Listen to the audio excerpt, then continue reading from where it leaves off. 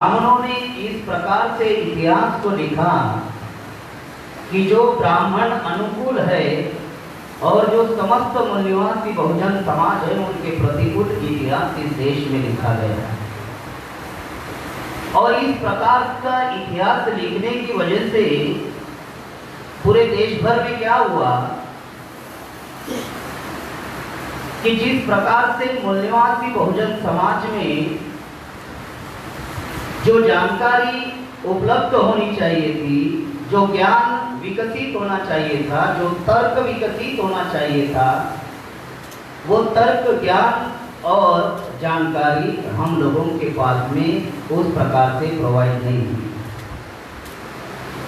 रहा सवाल आदिवासियों का, तो जहाँ तक आदिवासियों के संदर्भ में जब हम लोगों ने पूरे देश भर में जानकारी इकट्ठा करने का काम किया,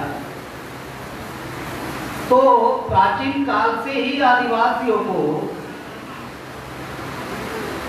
जानकारी के स्रोत से दूर रखा गया, ट्रांसपोर्टिंग सिस्टम से दूर रखा गया। शिक्षा, विज्ञान, ज्ञान, ये जो क्षेत्र है, ये जो इंफॉर्मेशन, जो टेक्नोलॉजी है, इन क्षेत्रों से उनको दूर रखा गया। और जो जानकारी उनके पास प्रोवाइड हुई, खास करके वो जानकारी जहाँ तक हम लोगों ने जो अभी हम लोग रिसर्च कर रहे हैं पूरे देश भर में, तो वो आदिवासियों के अनुकूल जानकारी हम लोगों को दिखाई नहीं दे रही। और इसीलिए कि जो आदिवासियों का जो गौरवशाली जो इतिहास है, जो इस देश का मूल निवासी है, जो कला, सभ्यता, संस्कृति, अस्तित्व, पहचान को बरकरार रखा है अन्य समूहों की तुलना में, आज वो अपनी पहचान खो रहा है और दुश्मन उनकी पहचान को खत्म कर रहा है। जो कला, सभ्यता, संस्कृति आदिवासियों ने विकसित की थी, आज दुश्मन के द्वारा उस कला, सभ्यता, संस्कृति को भी खत्म किया जा रहा है। इन बातों को ध्यान में रखते हुए बामसेन के द्वारा ये पहल की गई और भारत के इतिहास में ये पहली पहल है कि किसी समाज के लिए कोई रिसर्च सेंटर बनाया। ये बहुत ऐतिहासिक पहल है और आज की डेट, आज की जो तारीख है 5 सितंबर, ये इतिहास में तारीख लिखी जाएगी। इस मूल निवासी बहुजन समाज के इतिहास में ये तारीख लिखी जाएगी, आदिवासियों के इतिहास में ये तारीख लिखी जाएगी कि जिनके लिए ये रिसर्च सेंटर बनाया गया। बामसेन 1978 में निर्माण हुआ और बामसेन ने पहला अगर कोई संगठन बनाया तो उसका नाम था राष्ट्रीय मूल निवासी संघ। बामसेन ये शॉर्ट फॉर्म है the all India backward and minorities communities employees federation. एक महासंघ है जो 31 राज्यों में और करीबन 2.5 लाख गांव में कार्यरत है। उनके द्वारा एक राष्ट्रीय मूल निवासी, जो इस देश के मूल निवासी लोग हैं, schedule caste, schedule tribe, OBC, और इनसे जिन्होंने जो धर्म परिवर्तन किया, सिख, ईसाई, बुद्धिस्ट, मुसलमान, ऐसे लोगों के लिए एक राष्ट्रीय मूल निवासी संघ नाम का संगठन बनाया। और उसके बाद में अगर बामसेन के द्वारा अगर कोई संगठन प्रायोजित किया गया, निर्माण किया गया और उसको देश भर में उसका कार्य शुरू किया गया, तो उस संगठन का नाम है राष्ट्रीय आदिवासी एकता परिषद, जो 1992 में निर्माण हुआ। और 1992 में जब राष्ट्रीय आदिवासी एकता परिषद नाम का संगठन बनाया, पहले ये आदिवासी एकता परिषद के तौर पर कार्यरत था, उसको राष्ट्रीय स्तर पर बामसेन के द्वारा लाया गया और उसको राष्ट्रीय आदिवासी एकता परिषद बनाया गया। उस संगठन के द्वारा फिर बामसेन ने राष्ट्रीय आदिवासी कर्मचारी संघ नाम का संगठन बनाया। फिर बामसेन के ही द्वारा आदिवासी छात्रों के लिए एक राष्ट्रीय आदिवासी छात्र संघ नाम का संगठन बनाया। और 2019 में, अप्रैल 2019 में हम लोगों ने एक प्रस्ताव राष्ट्रीय आदिवासी एकता परिषद और राष्ट्रीय आदिवासी कर्मचारी संघ के द्वारा एक प्रस्ताव हम लोगों ने मेश्राम साहब के सामने रखा कि भारत सरकार आदिवासियों के लिए एक इंस्टीट्यूट चलाता है जिसका नाम है tribal research and development institute. लेकिन इन इंस्टीट्यूट का काम जो रिसर्च करने का काम है और जो कला सभ्यता संस्कृति जो है वो बचाने का जो काम है, भारत सरकार को ये डाटा प्रोवाइड करने का जो काम इंस्टीट्यूट का है, जिस प्रकार से भारत सरकार करनी चाहिए वो उस प्रकार से कार्य करते हुए नजर नहीं आ रही है, बल्कि आदिवासियों की कला सभ्यता संस्कृति को खत्म करते हुए नजर आ रही है। इस बात को ध्यान में रखते हुए हम लोगों ने मेश्राम साहब के सामने ये प्रस्ताव रखा 2019 में और tribal research and development centre का प्रस्ताव रखा। मेश्राम साहब ने इस प्रस्ताव को मंजूरी दी। मंजूरी नहीं बल्कि मेश्राम साहब ने ये बात भी कही कि tribal research and development centre के लिए जो भी रिसोर्सेस लगेंगे वो सारे रिसोर्सेस बामसेफ के द्वारा लगाए जाएंगे। लेकिन उसी दौरान लॉकडाउन जारी हुआ और लॉकडाउन जारी होने की वजह से ये tribal research and development centre हम लोग निर्माण नहीं कर पाए थे। प्रस्ताव 2019 में ही पारित हो गया था, उसको अनुमति मिल गई थी और मेरा ट्रांसफर पश्चिम बंगाल में हुआ था। मैं पश्चिम बंगाल में कार्यरत था। फिर पश्चिम बंगाल से मुझे 10 दिन के लिए वामन मेश्राम साहब ने नागपुर भेजा और नागपुर भेजकर प्राथमिकता के तौर पर ये रिसर्च सेंटर 2021 में हम लोगों ने निर्माण किया। अब ये रिसर्च सेंटर के द्वारा पूरे देश भर में हम लोग आदिवासियों की कला सभ्यता संस्कृति एवं जो इतिहास है ये इस रिसर्च सेंटर के द्वारा हम लोग पूरे दुनिया के सामने लाने वाले। ये tribal research and development centre ये सिर्फ भारत में ही रिसर्च करने वाला ऑर्गेनाइजेशन नहीं है, तो बल्कि रिसर्च जो देश दुनिया में जो आदिवासी निवास करते हैं उनकी जो कला सभ्यता संस्कृति है, उन कला सभ्यता संस्कृतियों का भी इतिहास जो है, उनका जो रिसर्च जो है, संशोधन जो है, इस रिसर्च सेंटर के द्वारा हम भविष्य में आने वाले दिनों में करने वाले हैं। साथियों, बहुत एक खास बात इस रिसर्च सेंटर के बारे में आप लोगों को मैं बताना चाहता हूँ। हमारे पास अभी समय बहुत कम है, 4:30 बज चुके हैं, 5 बजे तक का समय है। अभी जानकारी मिली कि ज्यादा से ज्यादा आधा घंटा तक हम लोग ज्यादा आगे कार्यक्रम चला सकते हैं, मतलब 5:30 बजे तक। उस बात को ध्यान में रखते हुए मैं संक्षिप्त में मेरी बात आप लोगों के सामने रखना चाहता हूँ कि ये जो tribal research and development centre जो हम लोगों ने निर्माण किया, ये ट्राइबल एंड रिसर्च सेंटर के द्वारा आज वर्तमान में 3 किताबें हम लोगों ने प्रकाशित की। पहली किताब हम लोगों ने tribal research and development centre के द्वारा निकाली। उस किताब का नाम है सीएए, एनआरसी और एनपीआर से आदिवासियों का नुकसान एवं परिणाम। और इसी किताब में जो हमारे समाज के जो इतिहास तज्ञ हैं, एल.के. मडावी साहब ने जो सवाल खड़ा किया ट्राइबल और आदिवासी को लेकर और जयपाल सिंह मुंडा जी को लेकर जो सवाल खड़ा किया, उन सवालों का जवाब हमने बहुत सारे कार्यक्रमों में दे चुके हैं। अब मुझे इस मौके पर उस सवाल का जवाब देने की जरूरत मुझे नहीं लगती, बल्कि इस किताब में वो सवालों के सारे जवाब दिए गए हैं कि जयपाल सिंह मुंडा ने कौन सी बात कही और बाबा साहब अम्बेडकर ने उसका क्या जवाब दिया। आदिवासी शब्द संविधान में क्यों नहीं लिखा गया, उसके बजाय शेड्यूल ट्राइब शब्द क्यों लिखा गया, उस पर जयपाल सिंह मुंडा जी का क्या कहना था। ये सारे सवालों के जवाब ये किताब में दी गई है।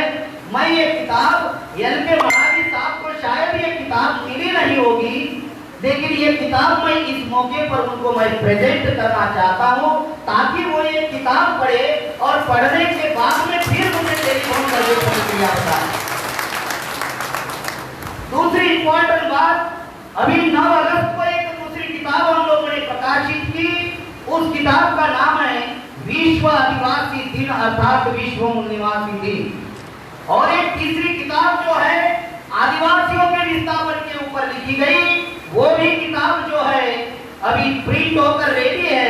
ऐसे 3 किताबें हम लोगों ने ट्राइबल रिसर्च सेंटर के द्वारा प्रकाशित की गई। आने वाले दिनों में ट्राइबल रिसर्च सेंटर के द्वारा हजारों किताबें आने वाले दिनों में आने वाली है। आदिवासियों के करीबन इस देश में 850 जातियां हैं, बल्कि ये जाति नहीं थी, ये टोटम थे, ये गण थे। आदिवासियों में जाति नहीं है, इसलिए जनजाति शब्द प्रयोग किया गया। आदिवासी में टोटम है।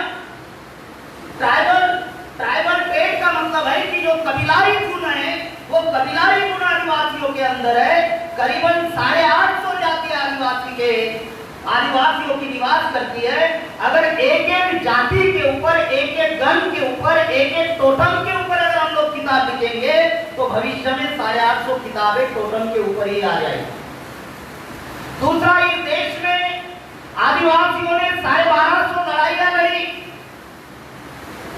अगर एक एक लड़ाई के ऊपर रिसर्च किया जाए और वो रिसर्च ही अगर बाहर लाते हैं तो 1250 किताबें इस देश में आदिवासियों का गौरवशाली इतिहास लोगों को पढ़ने को मिलने वाला। आदिवासी समाज में सैकड़ों महापुरुष पैदा हुए। अगर सैकड़ों महापुरुष की जीवनी ही अगर लिखा जाए, उनकी बायोग्राफी ही अगर लिखा जाए, तो सैकड़ों किताबें महापुरुषों के ऊपर आने वाले दिनों में ट्राइबल रिसर्च सेंटर के द्वारा हम लोग बाहर निकालने वाले हैं। आदिवासी समाज में हजारों समस्या है। नक्सलवाद की समस्या है, सेग्रीगेशन की समस्या है, विस्थापन की समस्या है, पुनर्वसन की समस्या है, आरक्षण की समस्या है, नौकरी की समस्या है, बेरोजगारी की समस्या है, जल जंगल जमीन की समस्या है, 5वीं 6वीं अनुसूची की समस्या है, बहुत सारी समस्या है। इन समस्या के ऊपर हमारे लोग किसी भी प्रकार का कोई चिंतन नहीं करते, कोई मनन नहीं करते, लेकिन दो बातों के ऊपर हमारा समाज ज्यादा चिंतन करता है। नंबर 1, असली और नकली आदिवासी, और नंबर 2, मैं बहुत परेशान होता हूँ कभी कभी कि हमारे समाज में इतने बुद्धिजीवी लोग हैं, दो ही बातों पर चर्चा करते हैं। एक, असली और नकली आदिवासी, और दूसरा, आदिवासी शब्द क्यों नहीं लिखा। अरे आदिवासी शब्द क्यों नहीं लिखा? मैं सिंपल एक लॉजिकली सिंपल उदाहरण देता हूँ, सिंपल, और ये जवाब हमने किताब में दे दिया। एक सिंपल उदाहरण देता हूँ कि चलो बाबा साहब अम्बेडकर ने नहीं लिखा, जयपाल सिंह मुंडा जी नॉमिनेट होकर गए थे, लेकिन बाबा साहब 56 में चले गए, उनका महापरिनिर्वाण हुआ। 70 के दशक तक जयपाल सिंह मुंडा चुनाव जीत कर गए, तो उन्होंने पहल क्यों नहीं की? तब तो बाबा साहब थे नहीं। चलो, जयपाल सिंह मुंडा जी ने भी नहीं लिखा, क्योंकि जयपाल सिंह मुंडा जी बाबा साहब अम्बेडकर के बात को सहमत थे, उनका समर्थन था, उन्होंने किसी भी प्रकार का कोई ऑब्जेक्शन दिया ही नहीं। अगर जयपाल सिंह मुंडा जी ने नहीं लिखा, बात समझ में आ रही। अभी जो 42 सांसद है और 450 जो विधायक हैं, ये विधानसभा और लोकसभा में छक मार रहे क्या? अभी उनको बिल पारित करने के लिए क्या दिक्कत हो रही भाई? अरे अभी तो आप लोग लिख सकते हो, और संविधान में आर्टिकल 368 के द्वारा संशोधन किया जा सकता है और शब्द लिखा जा सकता है, लेकिन वो शब्द लिखने के लिए किसी भी प्रकार की कोई पहल नहीं कर रहे हैं। लेकिन जो हमारे भोले भाले जो लोग हैं, जो नॉन कैटराइज है, जिनके पास किसी भी प्रकार की कोई इंफॉर्मेशन नहीं है, उनके कान में कान मंत्र डालते हैं बाबा साहब ने आदिवासी शब्द नहीं लिखा। क्यों? क्योंकि बाबा साहब के बारे में अगर ऐसा कहते हैं तो लोग बाबा साहब अम्बेडकर की विचारधारा को मानेंगे नहीं, बाबा साहब को मानेंगे नहीं। फिर बाबा साहब का आंदोलन वर्तमान में वामन मेश्राम साहब चला रहे हैं, तो लोग वामन मेश्राम साहब को मानेंगे नहीं। ये फॉर्मूला है, ये फॉर्मूला, इसको समझना बहुत जरूरी। साथियों, मैं लास्ट में सिर्फ एक बात कहना चाहता हूँ, ये जो tribal research and development centre जो हम लोगों ने बनाया, इसके द्वारा भविष्य में बहुत सारा रिसर्च हम लोग बाहर लाने वाले हैं। लास्ट में संक्षिप्त में एक बात मैं आदिवासियों को इस ट्राइबल रिसर्च सेंटर के उद्घाटन कार्यक्रम के मौके पर एक मैसेज देना चाहता हूं। हम भारत में सिर्फ 7.5% है, भारत सरकार कहती है, और 2011 का आंकड़ा है 13 करोड़ 70 लाख आदिवासी। अब 2021 में गिनती होगी, शायद ये आंकड़ा बढ़ेगा, हो सकता है 8 से 9% आदिवासी हो सकता है अगर जाति आधारित गिनती सबकी हो जाए तो, क्योंकि ये 7.5% जो आंकड़ा है ये इंक्लूड पाकिस्तान और बांग्लादेश का है। अगर अभी गिनती होती है तो 9% आंकड़ा होगा, और जो 13 करोड़ 70 लाख आदिवासी है तो ये आंकड़ा बढ़ सकता है। तो 7.5% आंकड़े को हम लोग सैद्धांतिक तौर पर मानते हैं कि 7.5% आदिवासी इस देश में है। अगर भारत के तमाम आदिवासी अगर इकट्ठा भी हो जाए, एक संगठन भी बनाए आदिवासियों के नाम पर, और संगठन बनाकर अगर मान लीजिए इस देश में अगर आजादी का आंदोलन भी अगर चलाना चाहते तो क्या हम लोग सफलता प्राप्त करेंगे? हमारी संख्या 3.5% है। संख्या के आधार पर किसी राज्य का मुख्यमंत्री हम लोग नहीं बना सकते, संख्या के आधार पर देश का प्रधानमंत्री हम लोग नहीं बना सकते, क्योंकि हमारी संख्या 7.5% है। आपके 42 सांसद चुन के जा रहे हैं और 543 मेंबर ऑफ पार्लियामेंट में से 272 सांसद चाहिए आपको सरकार बनाने के लिए, प्रधानमंत्री बनाने के लिए, आपके पास है ही नहीं। तो संख्या के आधार पर जो लोग ऐसा सोचते हैं आदिवासियों को लेकर कि हम आदिवासी अगर इकट्ठा होकर लड़ाई लड़ने का अगर सोचेंगे तो ये लड़ाई कम पिटाई ज्यादा हो रही है। आदिवासी को नक्सलवादी करके मारा जा रहा है, मुसलमानों को आतंकवादी करके मारा जा रहा है, ओबीसी को जातिवादी करके मारा जा रहा है, शेड्यूल कास्ट को दलित करके मारा जा रहा है, सिखों को उग्रवादी करके मारा जा रहा है, और ब्राह्मणों ने खुद ही सर्टिफिकेट लिया राष्ट्रवादी। बाकी सब आतंकवादी, नक्सलवादी, उग्रवादी, जातिवादी, ब्राह्मण सिर्फ राष्ट्रवादी। इसलिए मोहम्मद इस्लाम साहब ने झारखंड में स्टेटमेंट दिया था, आप लोगों ने सुना होगा। साथियों, संख्या के आधार पर अगर हम लोग इकट्ठा होते हैं तो हमारी पिटाई होगी, और जो समस्या आदिवासियों की है वही समस्या इस देश में शेड्यूल कास्ट की है, वही समस्या इस देश में ओबीसी की है, वही समस्या इस देश में मुसलमानों की है। और डीएनए के आधार पर हम लोग इस देश के मूल निवासी है, डीएनए के आधार पर मूल निवासी है। संख्या में बहुसंख्य है लेकिन जातियों में विभाजित है, संख्या में बहुसंख्य है। इस देश में ऐसी परिस्थिति ब्राह्मणों ने निर्माण की, विभाजन इस प्रकार से निर्माण किया कि हम लोग जो है आज विभाजन षड्यंत्र की वजह से हम लोग इकट्ठा नहीं हो पा रहे। तो इसीलिए हम लोगों को लड़ाई किस तरीके से लड़नी होगी, हमारी समस्या का समाधान किस प्रकार से करना होगा, इसका चिंतन करना बहुत जरूरी है। अगर देश भर में आदिवासियों को जंगल जमीन से अगर विस्थापित किया जा रहा है तो उस एरिया में अगर मुसलमान का मकान है तो वो क्या बच रहा है? क्या वो भी विस्थापित हो रहा है? अगर उस एरिया में जैसे अभी सरदार वल्लभ भाई पटेल की जो मूर्ति लगाई गई 72 गांव उजाड़े गए, वहां पे ओबीसी के भी मकान थे, मुसलमानों के भी मकान थे, वो भी चले गए। धरण प्रकल्प, नदी प्रकल्प, व्याघ्र प्रकल्प, गेंडा प्रकल्प, इनके द्वारा बहुत सारे आदिवासियों का विस्थापन हो रहा है। उस एरिया में शेड्यूल कास्ट, ओबीसी, माइनॉरिटी के मकान है, वो भी उनके साथ विस्थापित हो रहे। कहने का मतलब ये है कि जो समस्या आदिवासियों की है उनके साथ साथ में आज शेड्यूल कास्ट, ओबीसी और माइनॉरिटी की भी वही समस्या है। अगर रिजर्वेशन से आदिवासियों की नौकरियां खत्म हो रही है तो शेड्यूल कास्ट, ओबीसी की भी हो रही है। अगर बेरोजगारी बढ़ रही है तो उनमें भी बढ़ रही है।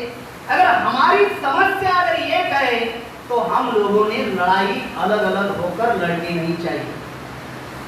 ब्राह्मण जो है इस देश में सेग्रीगेशन के द्वारा आदिवासियों को सेग्रीगेट कर रहा है, आइसोलेट कर रहा है।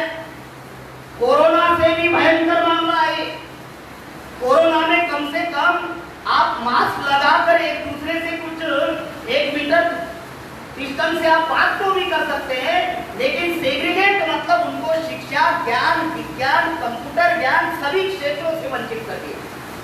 तो इस बात को जो है हम लोगों को ध्यान में रखना बहुत जरूरी है कि अलग अलग होकर लड़ाई लड़ने के बजाय हम लोगों को मिलजुल कर ये लड़ाई लड़नी होगी।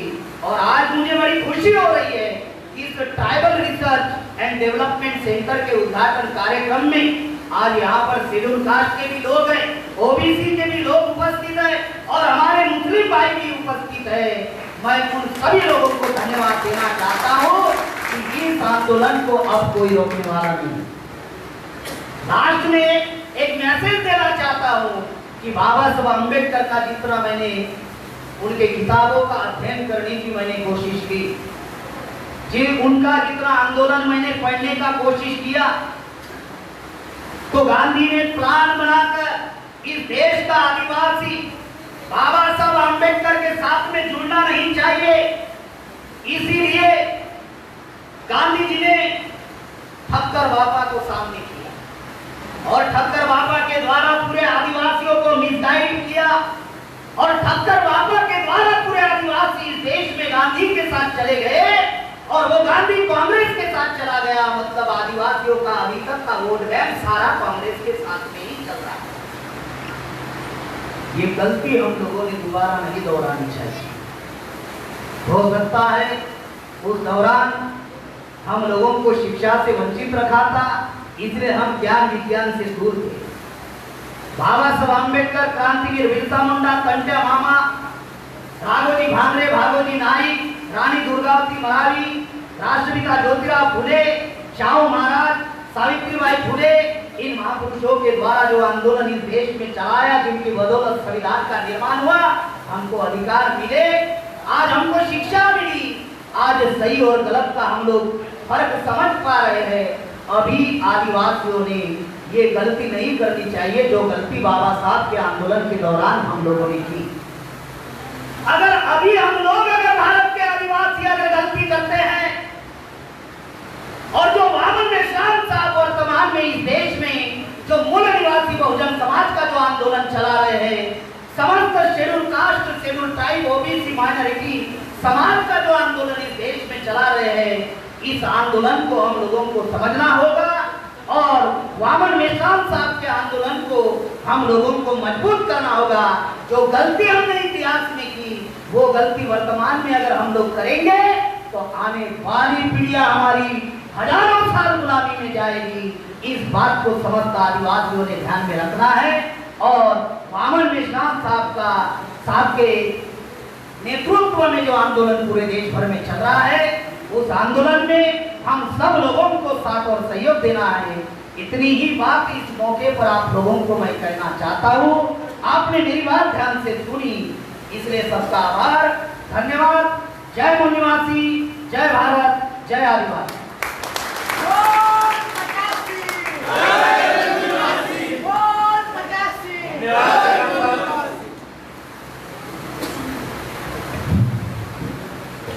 धन्यवाद।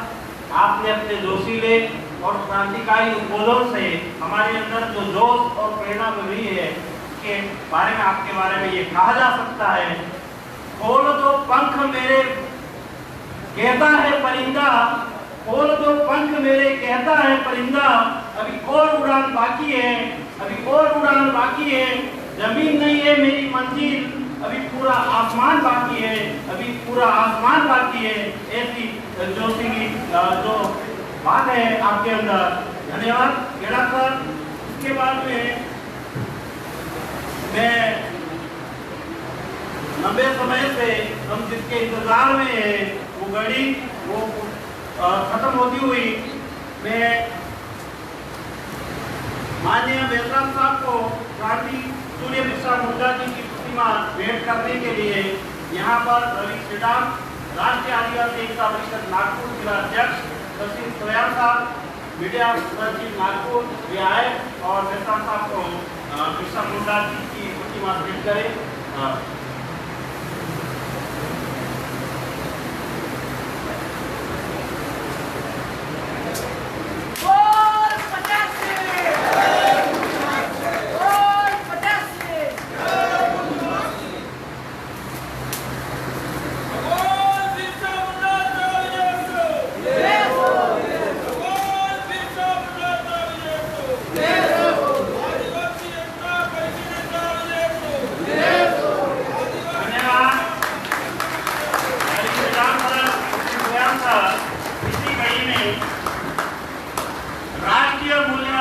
किसान क्रांति मोर्चा की ओर से 1000 रुपए के नोटों का हार भेंट करने के लिए आमंत्रित है राकेश कुरकुंडे, राज्य प्रचारक किसान क्रांति मोर्चा, कांचनबाई राज्य संयोजक और आरतीबेन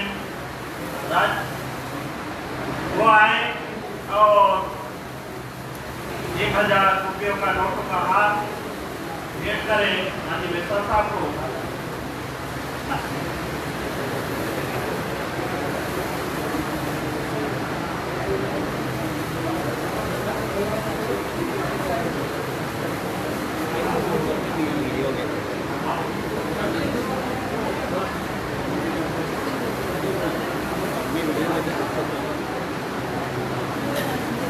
हमारे बीच में राष्ट्रीय मूल्यवासी किन्नर क्रांति मोर्चा की ओर से 1000 रुपये का दिया जा रहा है।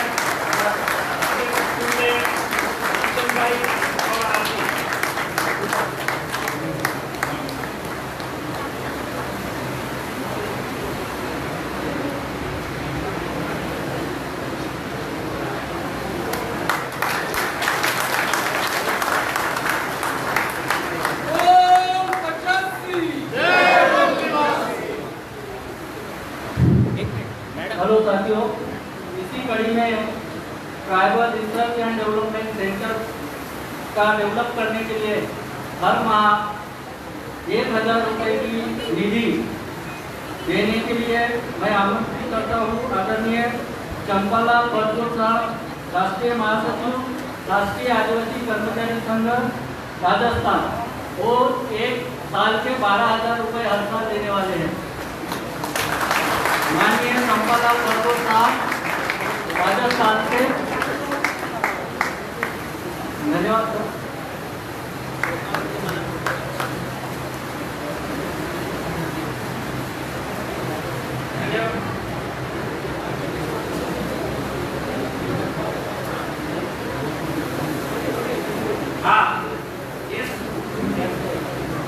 इस tribal research and development centre के उद्घाटन के अवसर पर राष्ट्रीय आदिवासी एकता परिषद के माध्यम से 1 लाख रुपए का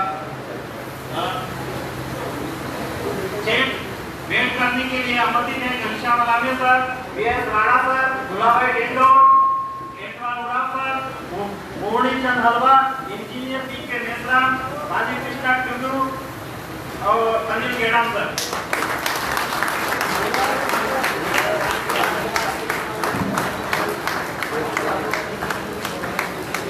राष्ट्रीय आदिवासी कर्मचारी संघ, राष्ट्रीय आदिवासी कर्मचारी संघ के माध्यम से 1 लाख रुपए का भेंट यहाँ पर दिया गया है।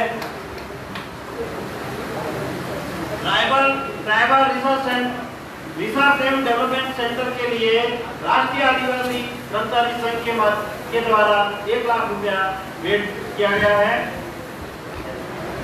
साथियों, लंबे समय से आप सुन रहे थे और अब हमारी इंतजार की घड़ी खत्म होती है। तो यहाँ पर हमारे आज के उद्घाटक माननीय वामन मेश्राम साहब, राष्ट्रीय अध्यक्ष नई दिल्ली, राष्ट्रीय संरक्षक और राष्ट्रीय मार्गदर्शक राष्ट्रीय आदिवासी एकता परिषद नई दिल्ली को आमंत्रित करता हूँ। वे आए हमें मार्गदर्शन दें।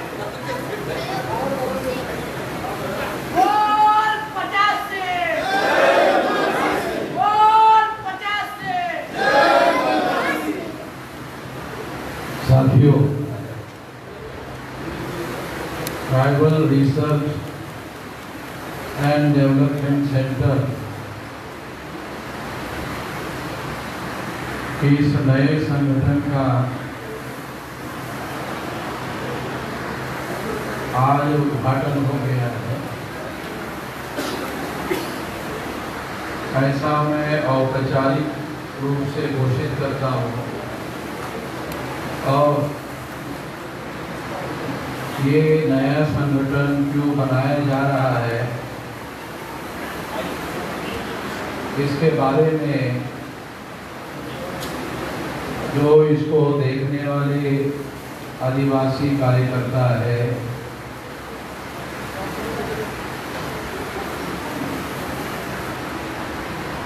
वो खास तौर पर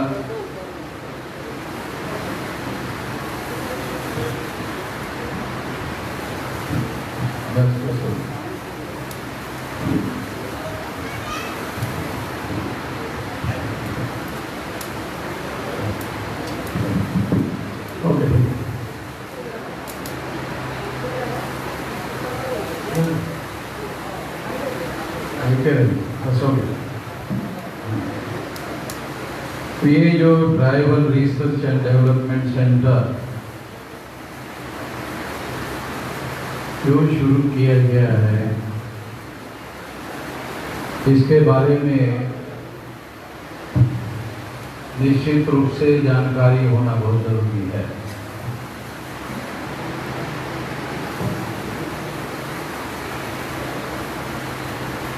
सबसे पहले तो ये जानना जरूरी है कि ये जो tribal research and development centre है,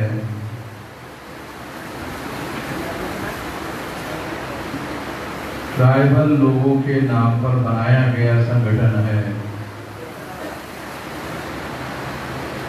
इसमें शेड्यूल कास्ट के लोग, शेड्यूल ट्राइब के लोग, नॉमिनेटिंग ट्राइब के लोग, एमबीसी के लोग, ओबीसी के लोग, माइनॉरिटी के लोग, तमाम प्रकार के लोग इस संगठित प्रक्रिया में आदिवासियों की समस्याओं का समाधान करने के लिए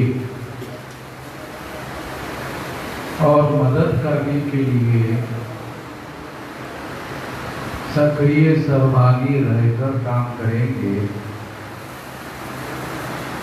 ये इसके कार्य प्रणाली का महत्वपूर्ण अंग है। ये बात ध्यान रखा जाना चाहिए, इसको ध्यान रखा जाए।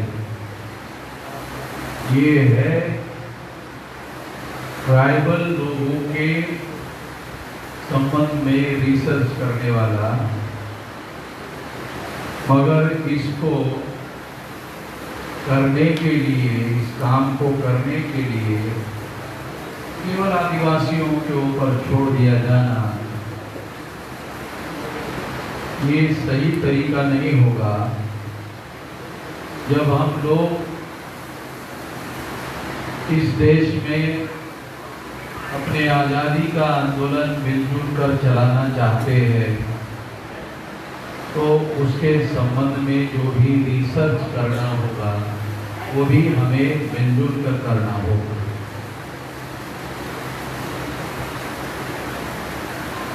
पहली बात ये ध्यान रखना चाहिए। दूसरी बात, आदिवासियों को, जो आदिवासियों का इतिहास है, वो इतिहास जो अभी तक गुमनामी के अंधेरों में गोते खा रहा है, उसका रिसर्च किया जाना चाहिए। और केवल आदिवासियों के लिए नहीं, बल्कि ये देश हमारा है, तो इस देश के हम रहने वाले लोग हैं, तो तमाम देशवासियों के लिए वो सारा इतिहास सामने लाया जाना चाहिए। ये बात भी tribal research and development centre को रिसर्च के प्रोजेक्ट बनाते वक्त जरूर ध्यान रखना चाहिए।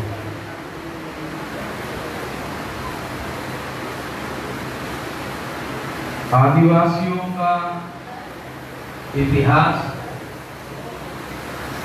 उसके साथ साथ आदिवासियों के आंदोलनों का इतिहास, एक तो हो गया आदिवासियों का इतिहास,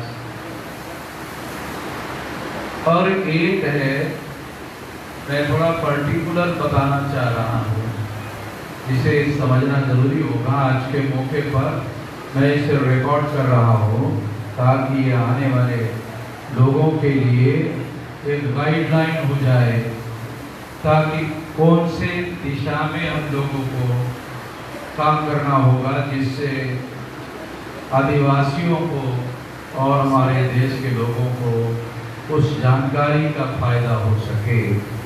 इसलिए कह रहा हूँ, आदिवासियों के आंदोलनों का इतिहास है। एक तो आदिवासियों का इतिहास है,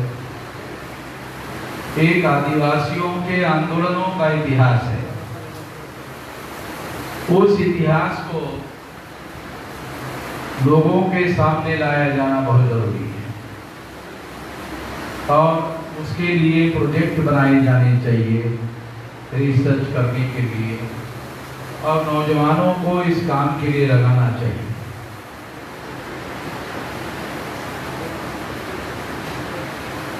केवल आदिवासियों का इतिहास ढूंढ कर लाने से हमारा मसला हल नहीं होगा। केवल आंदोलनों का इतिहास, क्योंकि इतिहास तो भूतकाल है, तो भूतकाल को हम वर्तमान के लोगों के सामने लाना, ये तो फिर भी कुछ हद तक भूतकाल की बात होगी। हमें अपने लोगों के भविष्य के बारे में भी सोचना कि आने वाले समय में यदि हम लोग आजादी हासिल करना चाहते हैं तो आजादी हासिल करना ही तो भविष्य का मामला है, तो भूतकाल का मामला नहीं है। और अगर ये हमारे भविष्य का मामला है तो इसके बारे में हम लोगों को रिसर्च करना होगा कि इसको कैसे हासिल किया जा सकता है। भविष्य के बारे में आदिवासियों के सामने, जो आदिवासियों के आजादी का मामला है, उसके सामने एक बहुत बड़ी चुनौती है, और वो बहुत बड़ी चुनौती आदिवासियों के जो पढ़े लिखे लोग हैं, जो पढ़े लिखे लोग आदिवासियों को सारे तमाम मूल निवासियों से अलग रखना चाहते हैं। ब्राह्मण भी यही करना चाहते हैं। उन्होंने आदिवासियों को सेग्रीगेट किया, और जो आदिवासियों के पढ़े लिखे लोग हैं वो भी यही चाहते हैं कि आदिवासी अलग रहे।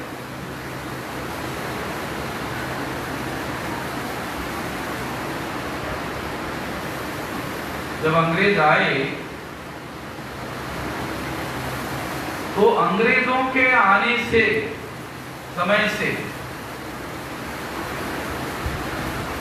अगर हम देखें तो तब से लेकर अब तक 200-250 साल का समय हो गया। जब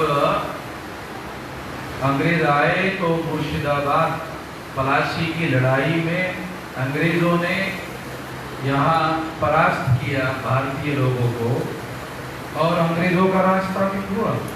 ये पलासी की लड़ाई जो बंगाल में मुर्शिदाबाद में हुई, उसके नीचे मालदा टाउन, मुर्शिदाबाद के नीचे मालदा टाउन है। भौगोलिक क्षेत्र से रूप से अगर आप अध्ययन करो तो आपको पता चले। और जैसे ही अंग्रेज जो है वो पलासी से, मुर्शिदाबाद से आदिवासी भौगोलिक क्षेत्र में घुसना शुरू किया, वैसे ही आदिवासियों ने प्रतिकार करना शुरू कर दिया। वहां से वो आंदोलन शुरू होता है, और तब से लेकर अब तक वो आंदोलन चल रहा है, और अभी तक आदिवासियों को आजादी हासिल नहीं हुई। आजादी मिली नहीं तो ये 200-250 साल का समय हो गया। और मुझे एक भी पढ़ा लिखा आदिवासी नहीं मिल रहा है। देश भर में मैं घूमते रहता हूँ, कोई ऐसा आदिवासी कि हम लोग आजादी की जंग लड़ रहे हैं, हमें सफलता क्यों नहीं मिल रही। इसकी समीक्षा किया जाए, इसके कारणों को ढूंढा जाए। लड़ाई इतने सालों से लड़ रहे हैं, 1857 तो ये तो ब्राह्मणों के आजादी का मामला है, इसके पहले से आजादी लड़ाई लड़ रहे हैं। तो आदिवासियों को जो वो आजादी की लड़ाई लड़ रहे हैं तो सफलता क्यों नहीं मिली? एक भी आदिवासी का पढ़ा लिखा बंदा इस पर रिसर्च कर रहा हो, विचार कर रहा हो, मंथन कर रहा हो, एक भी नहीं मिला। मुझे सारे देश भर में मैं टॉर्च लेके घूमता हूँ, ऐसा कोई सी चेहरे पर पड़ जाए, एक भी नहीं मिल रहा।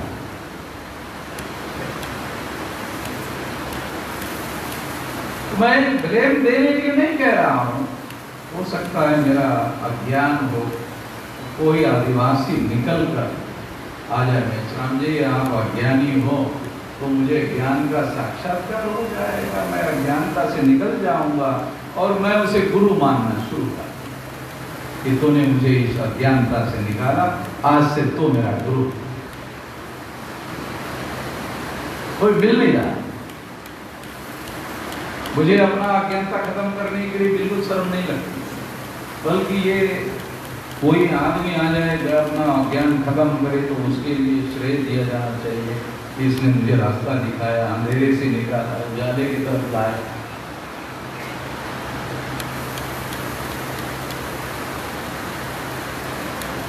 लोग जो पढ़े लिखे लोग वो इस पर नहीं विचार कर रहे कि इतने देर से हम लोग आजादी की लड़ाई लड़ रहे हैं, सफलता क्यों नहीं? वो क्या लड़ाई लड़ रहे हैं या क्या सोच रहे हैं, क्या विचार कर रहे हैं? अम्बेडकर ने आदिवासी शब्द संविधान में क्यों नहीं डाला?